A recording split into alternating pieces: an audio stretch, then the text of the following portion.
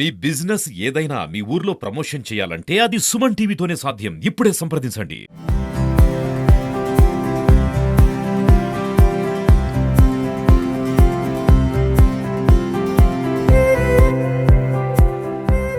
నమస్తే, నేను doctor Ramana Yashasvi, superintendent government general hospital Guntur. ఇవాళ సాసా ప్రోగ్రాం అంటే స్వర్ణాంధ్ర స్వచ్ఛాంధ్ర ప్రోగ్రాము మన ప్రీతమ ముఖ్యమంత్రి వర్యులు శ్రీ నారా చంద్రబాబు నాయుడు గారు ఇచ్చిన పిలుపు మేర అన్ని ప్రభుత్వ కార్యాలయాలు చేస్తున్నాం. అలాగే గవర్నమెంట్ జనరల్ హాస్పిటల్లో కూడా మేము వచ్చిన దగ్గర నుంచి గ్రీనరీ మీదే కాన్సన్ట్రేట్ చేశాము.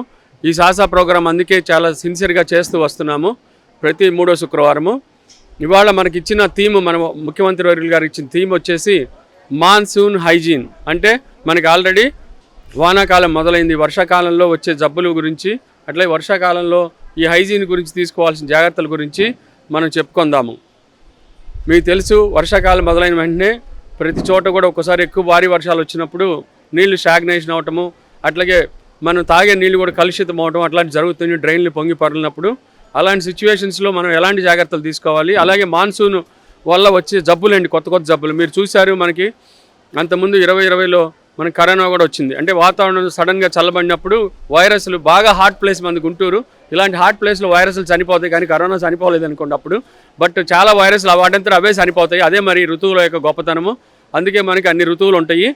సో ఇప్పుడు ఈ వర్షాకాల ఋతువులో మనకి ఏమవుతుందంటే మిగతా జబ్బులు అంటే ఇలాంటి వైరస్లు విజృంభించవచ్చు, అలాగే జలుబు, దగ్గు ఇలాంటి ఇన్ఫ్లుయెంజా వైరస్లు కూడా రావచ్చు. అదొకటి. రెండోది ఏంటంటే ఈ డ్రైన్స్ పొంగి పొరలటం వల్ల వాటర్ కంటామినేషన్ అయిపోయి హెపటైటిస్ ఏ ప్రబలవచ్చు, అంటే జాండీస్ అనమాట. ఇది తాగే నీటిలో గ్యాస్ట్రోఎంటరైటిస్ వచ్చి నీరు కలుషితం అవ్వటం వల్ల అట్లా జరగవచ్చు. అలాగే టైఫాయిడ్ కూడా రావచ్చు. అలాగే కలరా అంటాం, యాక్చువల్గా ఇది గ్యాస్ట్రోఎంటరైటిస్ అంటే కలరా కూడా రావచ్చు. అలాగూ ఇంకా మిగతావి ఏంటంటే ఈ వర్షంలో నీళ్లు స్టాగ్నేషన్ రావటం వల్ల చాలా చోట్ల కూడా ఈ దోమలు పెరుగుతూ ఉంటాయి. దోమలు పెరిగినప్పుడు మీకు తెలుసు దోమల వల్ల ఏ జబ్బులు వస్తాయో. దోమల వల్ల డెంగ్యూ ఫీవర్ రావచ్చు. మీరు చూస్తున్నారు ఇవాళ జీజీహెచ్లో కూడా చాలామంది పేషెంట్స్ ఉన్నారు. దీనివల్ల ప్లేట్లెట్స్ పడిపోయి ప్రాణాంతకంగా తయారవుతుంది. అలాగే మలేరియా రావచ్చు, ఫైలేరియా రావచ్చు, అలాగే చికున్గున్యా రావచ్చు, అలాగే జపనీస్ ఎన్కెఫలైటిస్ వైరస్ కూడా శరీరంలోకి రావచ్చు. ఇన్ని రకాల జబ్బులు ఈ వైరస్, ఈ మస్కిటో వల్ల వస్తాయి, దోమల వల్ల వస్తాయి. కాబట్టి మనం ఎక్కడ కూడా మన చుట్టుపక్కల పరిసర ప్రాంతాల్లో వాటర్ నిల్వ లేకుండా చూసుకోవాలి. పాత కుండల్లో కానీ, కొబ్బరి చిప్పల్లో కానీ, కొబ్బరి బోండాల్లో కానీ, మా కుండీల్లో కానీ నీళ్లు నిల్వ లేకుండా చూసుకోవాలి. ఎస్పెషల్లీ పగలపూట కుట్టిన దోమల వల్ల డెంగ్యూ ఎక్కువ వస్తుంది. సో పగలపూట కుట్టే దోమలు కుట్టకుండా చూసుకోవాలి.